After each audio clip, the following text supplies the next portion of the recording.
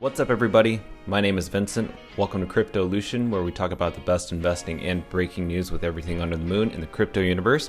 Today, we have a special presentation.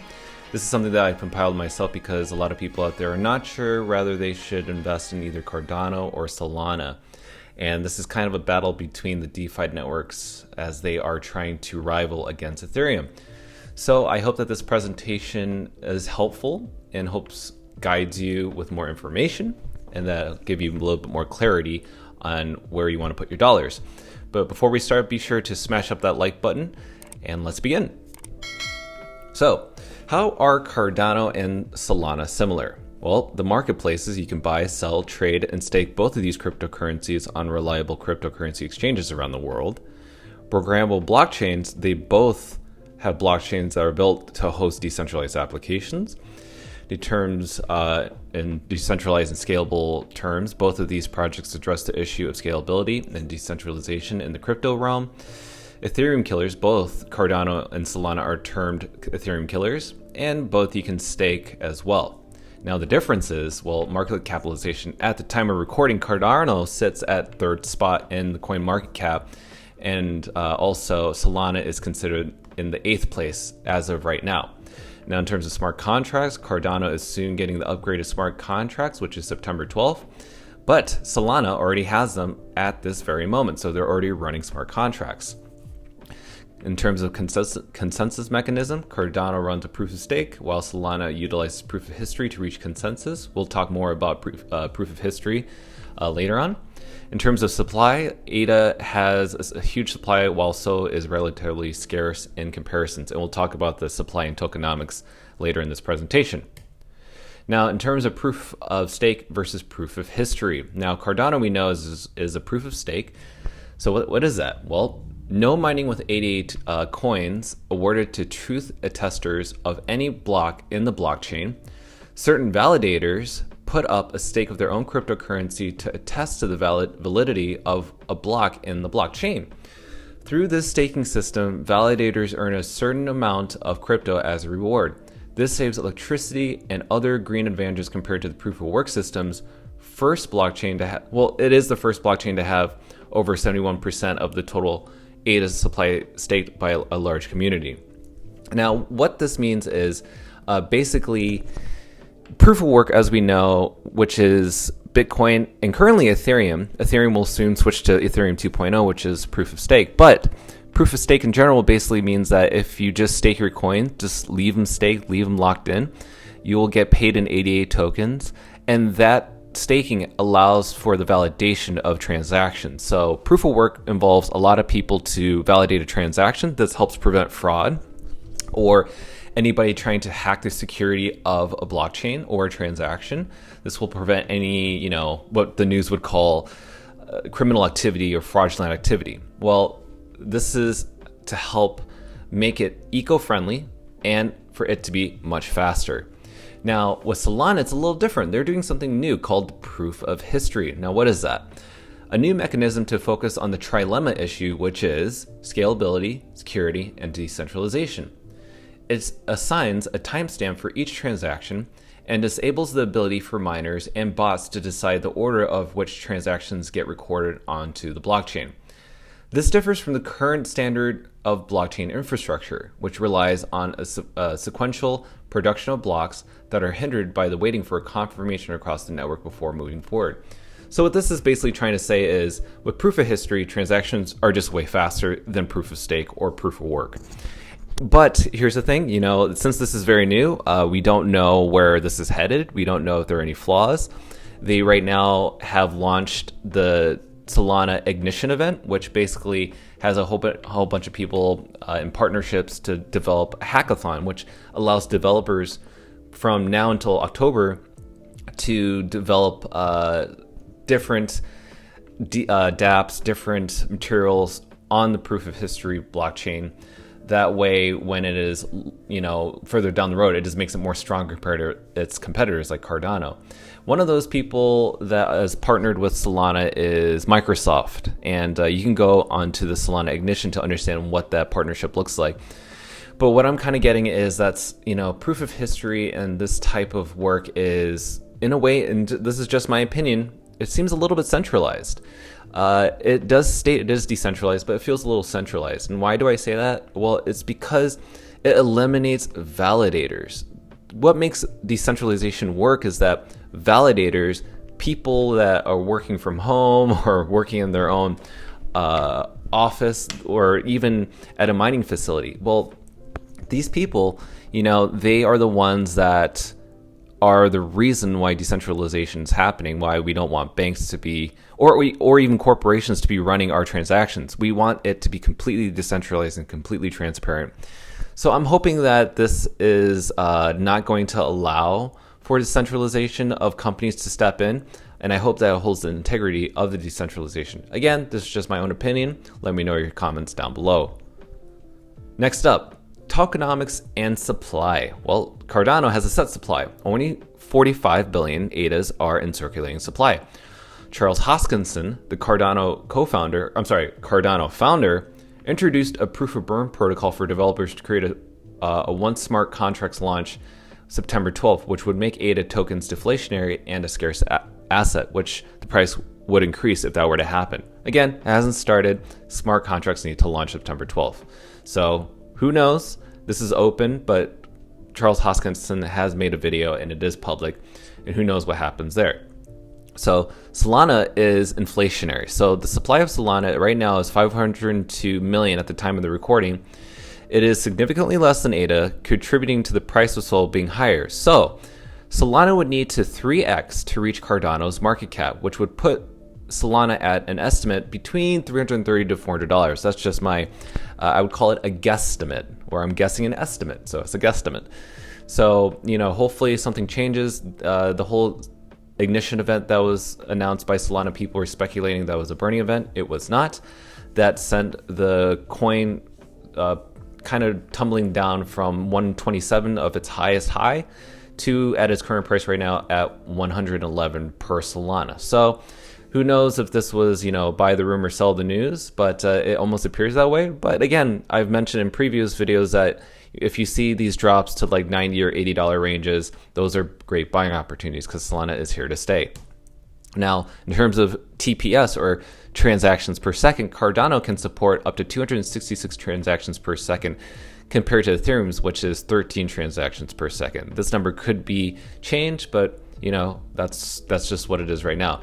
Cardano is steadily moving along its technical roadmap. Next is the Bosho level, which is scalability, further optimizing its network performance. The team is already working on a layer 2 scaling solution known as Hydra.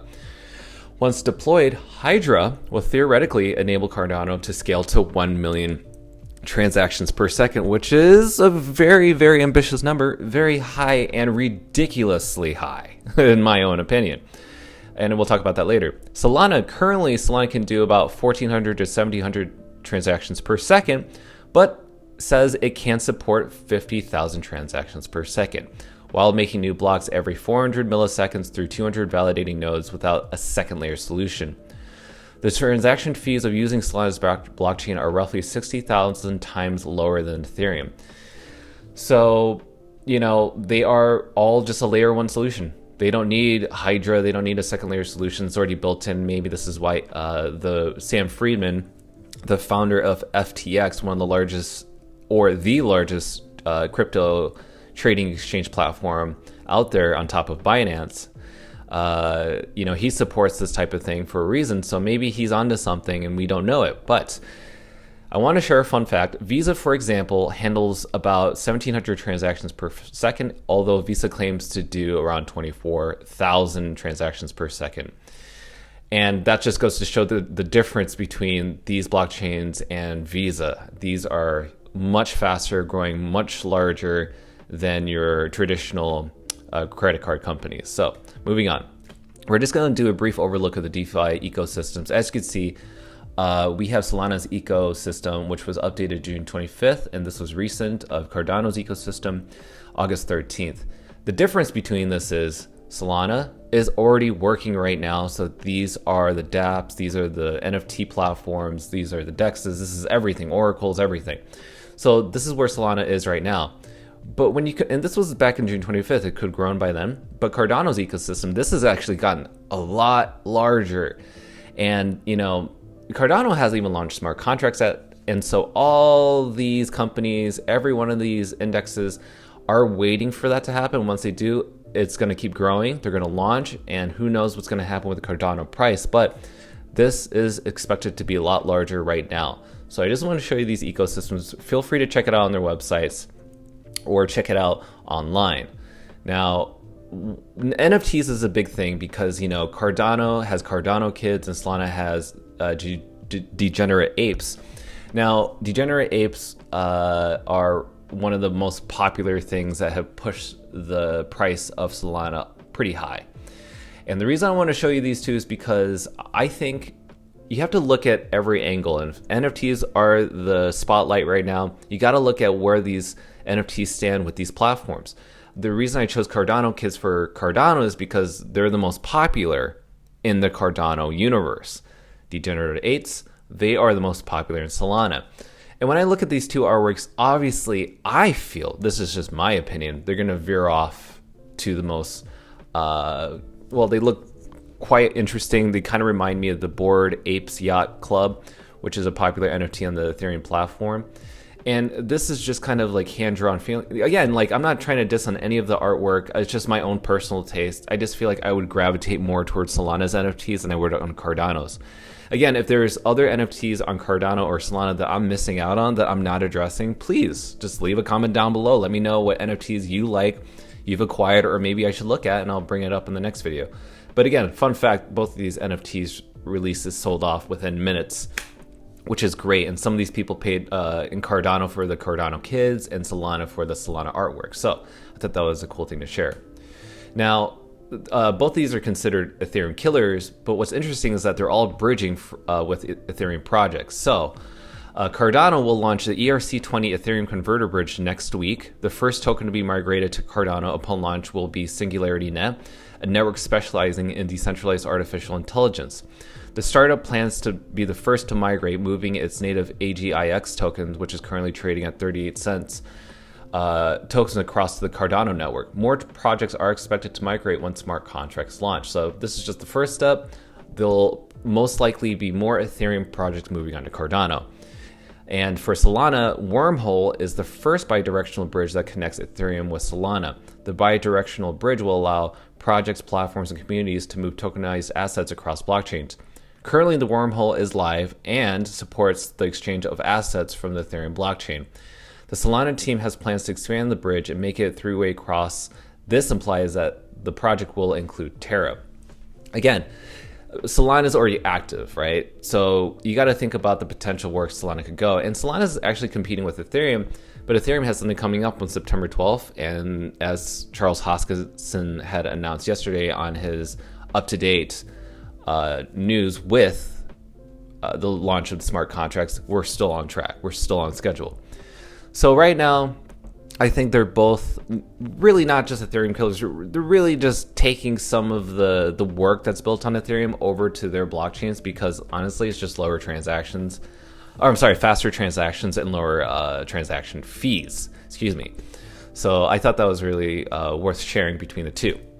Now, I thought this was really interesting. Some other YouTubers mentioned this yesterday, which was that Charles Hoskinson said on a tweet, Solana, you guys seem to be making waves. Congratulations. Where can I learn more?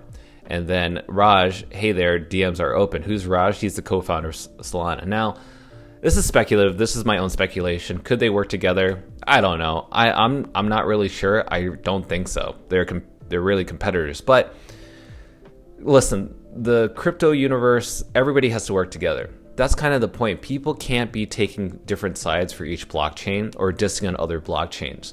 You can try to do that, but honestly, you're actually slowing down the process. In my own opinion, you're slowing down the process of global adoption and decentralization because these people need to work together in order to help retail investors, to help the decentralization community.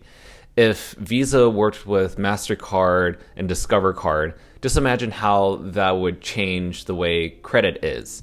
Would it be good? Would it be bad? I don't know. I mean, to me, that probably is the worst comparisons because credit card companies are to me, quite evil. You know, they're centralized, but you know, I would want Ethereum, Cardano, Solana to all benefit from this in some way, some form. So I thought this was worth sharing my own perspective.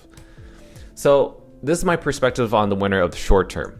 Solana should be the winner of the short term. Why? Because it's dominant in the proof of history method, and it's tackling the trilemma of security, decentralization, and scalability with layer 1 solutions. So they're pretty revolutionary. You know, they are already gaining so much traction. They're gaining global adoption, and it's already in the top 10 cryptocurrency of the coin market cap.